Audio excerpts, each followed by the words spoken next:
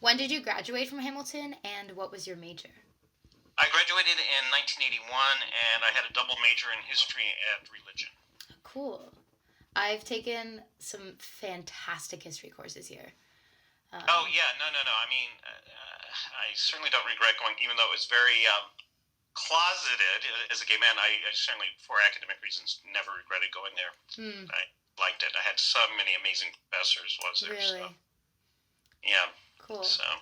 Yeah, there's some really inspiring professors here. Their lectures, I'll just leave class sometimes and just kind of be like, I don't know how I have to process this because it's just so good. It's so intelligent and really well done. And insightful, yeah. I agree. So, yeah. Cool. And so what campus organizations were you a part of? The only one I helped start. Let's see, what campus organizations? I wasn't all that active. I did a lot, oddly, work in the women's center. Oh, cool. Back then, because it's sort of where in the gay students hung out, and especially, of course, lesbian students. And let's see, was I involved in any other? Actually, we called Third World Society, which dealt with issues, in developing countries. What else was I part of? Jeez, I should thought this through. That's about it. I wasn't that active. I probably, as we sit here, I'll think of others that I was involved with, but God, it all seems so long ago. Yeah, it was a long time ago.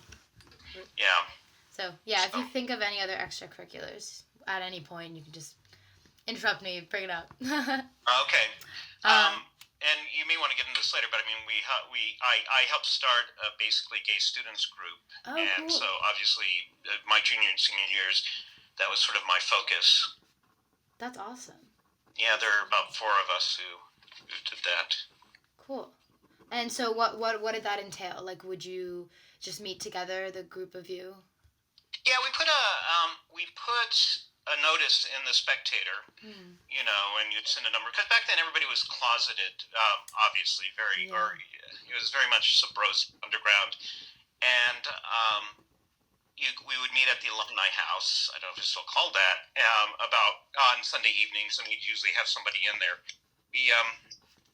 I don't know if this is getting ahead of things, but we actually applied to the student government for money to bring in speakers, and that was that was a stressful thing, because to be out at that time was very scary, and we went before the student board, and I thought we had a snowball's chance in hell of getting anything. They ended up giving us like 75% of their budget. I mean, I guess they felt like we were really a neglected group, and so they gave us a big change, and we're able to bring, I want to say it was Richard Burns, and I may be wrong, but we brought him to campus. He was involved with the LGBT Center down in New York City at that time. So that was one thing we did. Cool. Sorry about the audio. It's I guess that's just the nature of FaceTime. I don't know. Does it sound weird to you? I'm just getting little crackles here. Nothing. Otherwise, whoops. you're fine. You're fine. Okay. Are you hearing me fine? Yeah, you sound perfect. My volume could have been good. a little loud. I just lowered it a bit, so I don't know if Okay. that'll be any better. No, I can hear you fine though. Okay. Yeah, no, the connection's pretty good. I was a little worried because sometimes the service is just, or the Wi-Fi just does not want to cooperate. So I'm glad. I know. Well, I have a place, like I mentioned, up the mountains, and I have to there's no phone service, so I do VoIP, and it just cuts out in the middle of the call. So yeah, very really? frustrating. Oh no. No. Cool. Well, that sounds like a really awesome thing. Like, I'm glad that Student Assembly was really willing to like work with y'all and. Yeah, I mean, we expected as you always do, you always expect the worst outcome. Right, You thought right. it would be prejudice, and it was like, oh my gosh, all of a sudden they say, oh, here's, a couple of grand, and so we used it 2%. Yeah, that's awesome. And were they speakers who identified as like LGBT? Yeah, Okay. gay man. I think Richard Burns, I'm trying to remember if we brought anybody else in, but I think that was the one that we did that was exclusively us. Again, I should have talked to people and have more information before. No, it's totally fine. That's the one I remember. Okay. So. Okay. Cool. Yeah. So you kind of talked a bit about this already, but were you out while a student at Hamilton College? Yeah, pretty much. I'd say my junior and senior year, most of my friends knew. I mean, and I guess probably rumor mill, because again, I did appear with some of my friends in front of the student government. I'm sure you know how it is. Yeah. Of course. gossipy. Yeah. It's a small campus. People hear everything here. Exactly. Exactly. Okay. And are you out now? Oh yeah. Yeah. Okay. I don't. There's anybody who doesn't know I'm gay. But Yeah. Cool. So you've also already talked a bit like this, but if you can expand at all. So while you were a student here, what was the climate like for LGBTQIA students? It was bad. Yeah. I don't know how else you describe it. And maybe our Yeah. fears are overblown. But like my one of my friends, a good friend, I I tend to present as straight, and so I don't think people assume I'm gay. But like Mm-hmm. my one of my friends was pretty effeminate, Bill Lynch. I don't think he minds. He's about as out as you can be. Um, um, and there's like this guy who would spit at him every time he saw him, Really? and stuff like that. And so there was that prejudice, and of course the usual terms back then. People were less hesitant to use terms like faggot and Yeah. queer, and in a derogatory sense. And God, it was and just stop me if I babble too much. But at the end of my freshman year, this will show you how old I am. It was the last year of Kirkland, so that was when they two colleges combined. And I don't know if you know much about the history, but Kirkland was this like extremely progressive women's college. Mm-hmm. It probably had a high percentage of lesbian women there, etc. And then Hamilton was, oh God, it was your typical very conservative white boys, rat dominated, Interesting. very very kind of jockey. So it was a weird kind of bipolar. I don't know disconnect between the two. So I would say it was it was difficult here. I know one of my friends, Larry Person. He's another gay alum. And I wasn't here when this happened, but almost got beat up his senior year by a bunch of football players. So stuff like that would go on, and certainly we were afraid of being visible or outed, and things like that. Right. I hung with my very tight group of it was actually two women, and I can't remember Stephanie's last name, Beth Baker, then my friend Bill Lynch, and myself, who were sort of the driving forces towards Behind This Gay students group. And it amazes me now how many of my friends, in fact, both my roommates from my sophomore year, it turns out were gay, which I kind of suspected, but people weren't out. We didn't talk about it. And now they're both with guys. Yeah. And let's see. So yeah, does that give you a pretty good sense of it was not good. And I don't know if it's the same, but when I went there, about 80% of the guys at Hamilton were from public schools in upstate New York. Oh. And back then, and it may still be the same, upstate New York wasn't the most progressive, enlightened part of the world. Yeah. And so I think that made it tougher. Very heavily Catholic, of course, very religious. So that didn't help. Yeah. And again, I don't know. I do. I was going to say I don't know how valid my fears were, or anybody's fears about being out. But for the most part, we were afraid. You know. And again, enough incidents happened, like the football players, like the guy spitting at my friends, that we there's some validation there, I guess, that we should stay hidden. Yeah. Do you feel like the merge with Kirkland was helpful towards kind of maybe not diminishing the fear, but do you feel like it was helpful for students who did identify as LGBT? I think the existence of Kirkland absolutely was, because again, it was this very progressive women's college and a lot of lesbians. That's why I hung out at the women's because that's where the lesbian women were, and therefore the gay men. All that. We were probably more. Upstate New York itself had at that time, I don't know if it's true, a fairly large lesbian community, and we would go to cookout with some of the local lesbians. Really? And so that part of it was good. I mean, it was maybe the fear made us all a little bit tighter. There was only one faculty member, a woman, I can't remember, Joan. Her name was Joan. I can't remember. She taught art history, and she was a big help. But she was the only out faculty member. Jeff Eaton, who was the chaplain at the time, was also extremely supportive. So we did have that that kind of support from faculty and staff. That's great. That's good.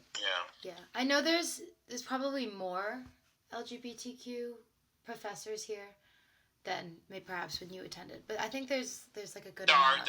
out professors because there were no Yeah. out. I mean, we knew, Yeah, yeah. But yeah, there are no out professors. I mean, there are out professors. Yeah, there certainly are. There certainly are, and I feel like they're very fantastic. open. That's so Yeah, good to hear. yeah. And it's interesting now because the student body now definitely does not come from primarily upstate New York. It's super different. We have students from all over the world and like all over the country. So I think it's interesting to think about how that affects it, you know? Well, I mean, Hamilton has gained a lot of cachet over the years, which is obviously great. And I probably couldn't get in there anymore. I don't know. I'm sure you can. That's a lot of people say. I think it's you're right. It attracts much more diverse because it's so much more competitive now than it used to be. Right. I think. Yeah, it is. As we become more global. Yeah, it would kill you if I told you how much I had to pay to go to Hamilton a year. Really? $6,000 tuition and board. For a whole year? What's that? For a whole academic year, 6,000? Yeah, 6,000. It went up 1,000 a year. So by my senior year, we were paying 9,000 a year. So I guess it averaged about 7,000 a year. I know. That increased really quickly. I know. To you, it must seem insane, but that's what it was. Wow. So, yeah, but now it's like 60-something thousand. I saw that. Yeah, which is 10 times as much. So hard to even like think about. Like every student has to pay that. I don't know. So that money has to come from somewhere for every student, which is right.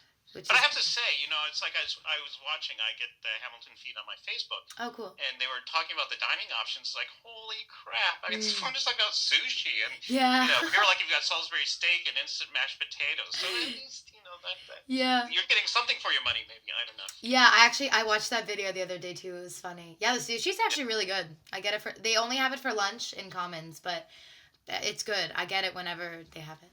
Oh my God. Well, of course, nobody ate sushi back then. I mean, but it just we could have used some good food. Yeah. It was heavy on the starches. Let's put it that way.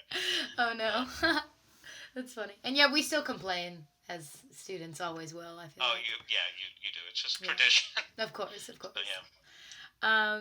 So the next question is, what was the best part about being LGBTQIA at Hamilton? The best part, I think, was it sort of, sort of the hostile atmosphere forced. We became our own little, secret community, and it created some real bonds there. In fact, I'm still in touch with, I mentioned Elizabeth Baker and Bill Lynch. I'm still in touch. In fact, I saw Bill in New York at the end of July. Oh, you did? And so, still in touch. And I don't know if well, actually, I think a lot of Hamilton alums stay in touch after school. But so it created a nice little close-knit community. Yeah. So that part of it was good. And again, I mentioned, like Jeff Eaton, who was a chaplain at the time, hugely supportive, as was Joan, whose last name I can't remember. So, I mean, that was good. There was some support there. And again, maybe it's like the fact that the student government gave us this big chunk of change that made us realize that maybe we weren't so loathed as we thought we were, so. Cool. And what year? You said you were a junior when you got the loan, or not the loan, the money from Student Assembly. I can't remember if it was a junior. I think maybe it was my senior year. I want to say, which would have been 80, 81. Right. So you were an upperclassman. Okay. Yeah. Cool. We did that our senior year. I don't know. I guess whatever forces happened together. And did that. So. Yeah. Cool. Yeah.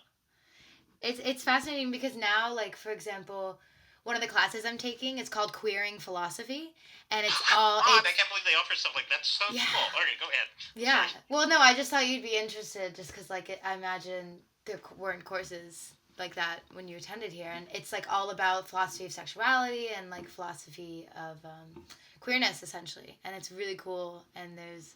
I don't know, I feel like there's a bunch of classes like that. There's theories of sexuality in the women's studies department, and like gender, sex, and the environment, and like a bunch of, I don't know, a lot of things like that.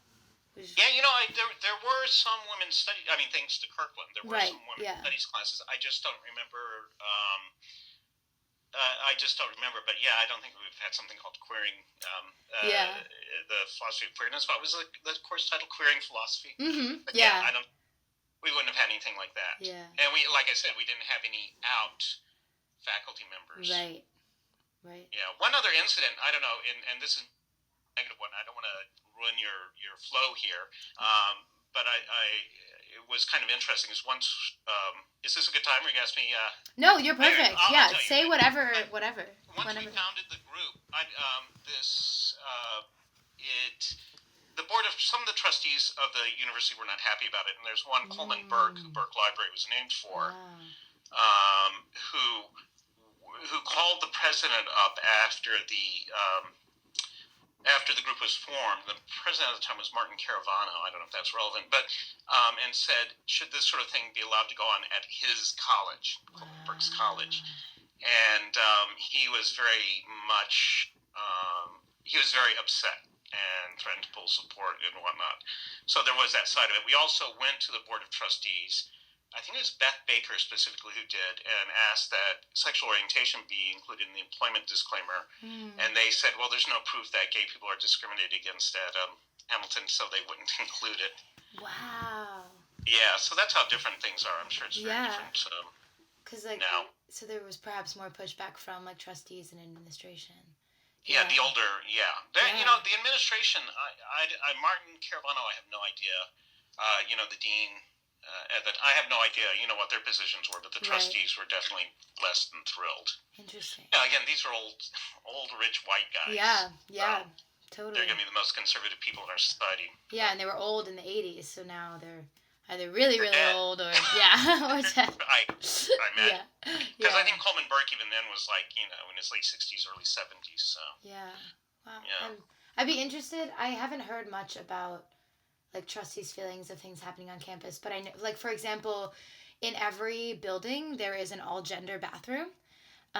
So it's pretty much gender neutral, whether it's a single stall, but in every building, that was a big thing that happened, I think. My sophomore year was when that was initiated. So I wonder if there are trustees who are feel strangely about that, or in this similar kind of way. Well, society has changed so much. I would think that even if they felt that way, they would be hesitant to express it. Especially since, it is upstate New York, and as I said, it used to be, and I imagine to some extent it's still conservative. But as you point out, a lot of people come from. Even when I was a student, a lot of students came from the New York State area, the New York City area, the surrounding suburbs, and obviously a bit more progressive than your communities in upstate New York. So, Right.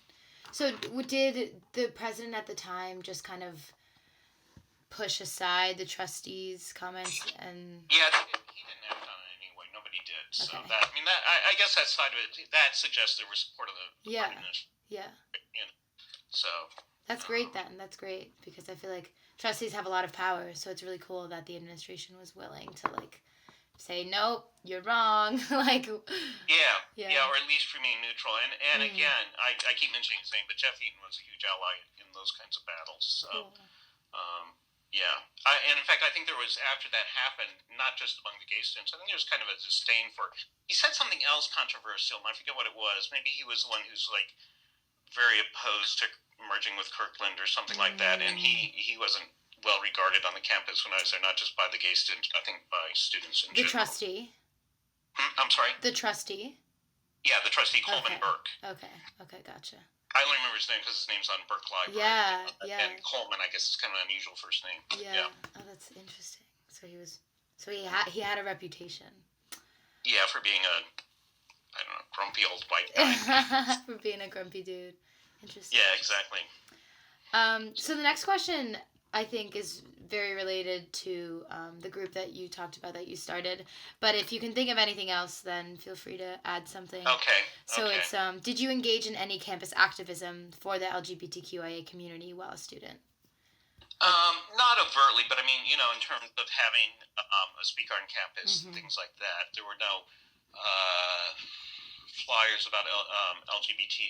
There wasn't the actives back then, so nothing overt. No demonstrations, nothing like that. Right. Sexual harassment. The one that, and I guess this is sort of related, is we had incidents of really bad sexual harassment of men over women, and there was a big protest during. Big for Hamilton, at any rate, at a trustees meeting where we all gathered around Bristol Campus Center to protest, the fact that we didn't feel like the protections for women were enough. And I guess what blew my mind is there was a group of football players, and one of them yelled out at one point, said,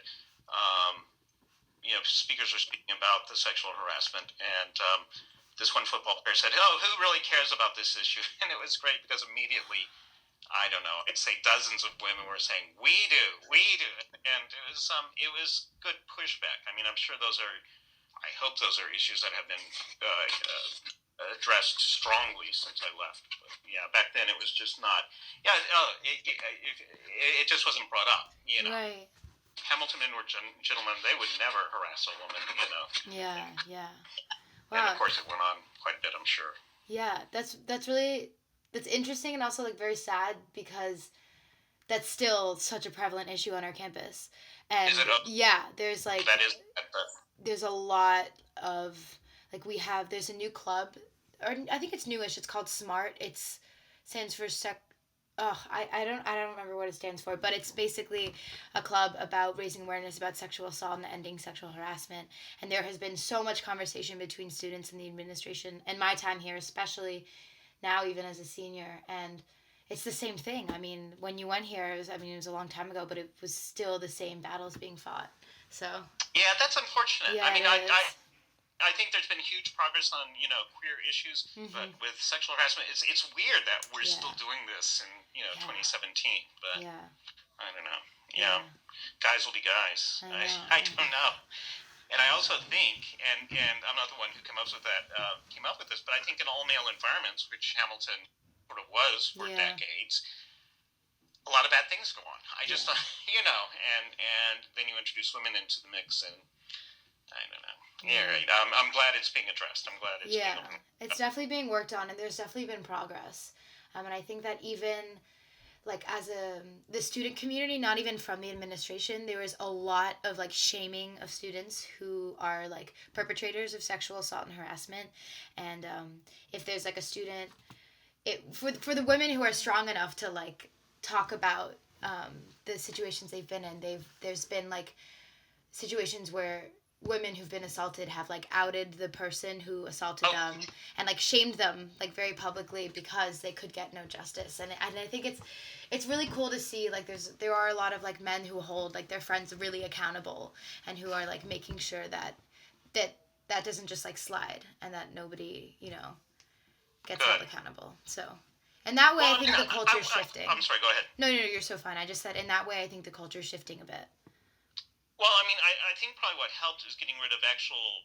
There are no more physical frat houses anymore, are there? I mean, it's all like campus housing, and I think, again, God, like Dunham dorm when I was there was an all-male freshman dorm. Wow. And when you get a bunch of guys together by themselves, let's put it this way, and I'm sorry if this comes off sexist, I think women really do have a civilizing influence. And you would see going from the all-male dorms at Hamilton to the women's dorm, like, what dorm are you in right now? I recognize there's a Kirkland one. But... Yeah, I'm in Babbitt. Oh, okay. Yeah. Yeah. Actually knew Sam Babbitt. You did? Anyway, cool. going from, you could see the difference because the men's dorms were just completely destroyed, whereas the women's dorms were, well maintained. Wow. And because it's like women didn't destroy stuff the way guys do. Yeah. So yeah, no, I think that's great that they made that move and got rid of the actual frat houses because I think that's where. I mean, you can't blame it all on location, but it's certainly a lot of bad things went on there. Yeah, I'm sure that culture. Yeah, that culture can be very problematic. It's interesting though because I lived in Dunham as a freshman, and there were still plenty of freshman boys just punching holes in the walls, and like you never walked through the freshman boy half of the hallway because it was just like always stuff everywhere. I was gonna say kind of gross. It smelled bad. I mean, a guy in my class posted a picture of a chip out of a stair in Dunham that he put in his. That's still there. He'd been up there recently. Where they'd like thrown a keg down the stairs, and stuff like that. So, yeah, let's just throw this keg down the stairs. It's a great idea. Yeah, it's probably like 2 a.m. They were drunk, and they thought, okay, let's play with the keg. Yeah. Cool. So next question is kind of similar. Did you ever engage in any activism for LGBTQIA people off campus while a student at Hamilton? I know you said you spent some time with like lesbians in the local community. But yeah, no, we didn't engage in that. And again, I don't think much was going on in the greater Utica Rome area back then in terms gay rights. Yeah. Um, there's one very scary gay bar in Utica, which friends would go to. I never went to. We actually, this brings back so much. We would drive to Syracuse to go to gay bars. So Really? we drive an hour to go to one. There's a women's bar and a men's bar, and we would go to one or the others. The four again, my little gang of two women and myself and Bill Lynch. So yeah. Cool. That's nice though. I mean, it's an hour away, so it's obviously far, but it's nice that at least there was like that option to go to that community. Yeah, some outlet, right. Would you go frequently, would you say? Nah, a couple of times a month. I guess that's frequent. But maybe, 1 or 2 times a month. And did you make friends there who like you'd see kind of consistently who didn't go to Hamilton and like it was kind of a community there? No, that I didn't do. You know what we did do though, is we did forge kind of an alliance with students at Colgate. Cool. And so we would have Colgate students coming to our. In fact, I dated a guy from Colgate, I guess, my senior year. Cool. So yeah, we I guess in that sense we did form an alliance. Okay. Yeah, that's interesting. That's actually funny. One of my friends, he was also dating a guy from Colgate for a long time, and I would he doesn't have a car, so sometimes I'd drop him off at Colgate for the weekend. But I spent a lot of time. I did have a car, so I spent a lot of time driving back and forth between, picking Marcos up or things like that. But yeah. Cool. So kind of moving a little bit away from Hamilton, more towards just like your general life. Okay. So what impact did coming out or being LGBTQIA have in your work life? Since I was working in a woman-dominated field, librarianship, I probably had less than for most people, because frankly, my colleagues and Karen, and oddly, I've pretty much been out I can't think of a job where I was really that closeted. I even worked, believe it or not, at a Baptist university down in Atlanta for years, and was out, and nobody in the library staff cared, and so yeah. I'm sorry, I got the original question, but no, I've never really been in the closet. I've got too big of a mouth, I guess. I don't know, but yeah. Yeah, no, that's great. That's good to hear that you were in environments that were comfortable for them. Yeah, and again, I think it has to be. Part of it is being in a woman-dominated profession. Yeah, I'm sure. And a similar question: what impact did coming out and being gay have on your family life? Not much. I mean, there was a period where I think my parents really kind of had to process it, of course. But in general, not surprisingly little. Yeah, no, still talk to my father's dead, but I still, talk to my mother and my stepfather on a regular basis. I'm not sure we'd say we're close, but, there was no animosity there. Let's put it that way. Okay. That's good to hear. Yeah. And then also another similar question. Okay. So they're kind of like all in the same category. So what impact did coming out or being gay have in your social life? Oh, a good one. I was, being out when I was out, because I actually lived in Charlotte, North Carolina right after I left Hamilton. Oh, wow. Was working my master's in education, teaching at the same time. And so we had this great group of friends in Charlotte. I met my husband there. We did volunteer work together for this gay and lesbian switchboard, and that's when we ended up meeting. And so we had a fairly large group of friends in Charlotte, North Carolina, of all places, that we hung with. And that was probably one of the happiest times of my life, or most social, I shouldn't say happiest, but most social times of my life. So yeah, no, being out was always a positive. I hate, it's really interesting because back then I didn't have too many straight people other than work colleagues I hung out with. And I think that's the difference now in terms of like living in the Bay Area. It's unremarkable. And I live in near downtown in sort of what they would call a gentrified neighborhood, older houses built in like 1912. And so people here in general tend to be more accepting. So most of my friends here are straight, so it's kind of interesting how that happens. Yeah. When you're in a very bigoted area, you tend to stay with your own kind. But now that I'm more open, I have most of my friends are being gay. Like I said, is unremarkable. My friends are Right. not only straight; they're a lot of Indians because we have a lot of Indian Mm. people in the areas.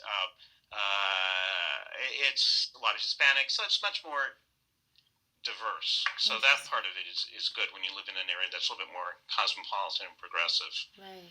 So yeah. Do you feel like you miss having a community of primarily like people who identified as LGBT, or do you feel like the community you're in now is, or I guess I mean they're different, but yeah, I don't know. What do you? Yeah, no, it's good. I mean, obviously, I still have a fair number of gay friends, Yeah, of course. obviously. And probably the people I hang out with most are gay, but I also have a lot of, you know, very good relationships with my neighbors, Mm. and they're friends. I mean, they're good friends, and we do stuff together. So, no, actually, I think I like it better this way, Cool. where I'm not a freak. Yeah, Yeah. yeah, of course. And you're exposed to a lot of people who are also different, and there's a lot of diversity, which is like really cool to be in those kind of environments, I think. Yeah, I very much like it. The interesting thing is I moved from a city like Atlanta. I moved here 17 years ago. Wow, that amazes me. Which was majority black. And so the weird thing about being out Mm. here, there are very few African American people. But nevertheless, it's diverse because like San Jose is about one third Hispanic, one third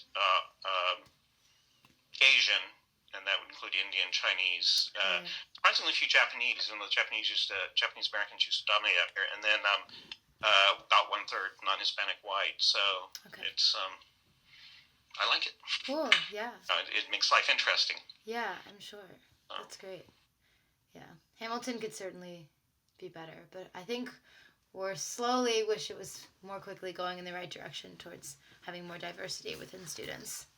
yeah, Um, yeah. Well, I mean, California is kind of unusual in that way. I yeah. think you'd find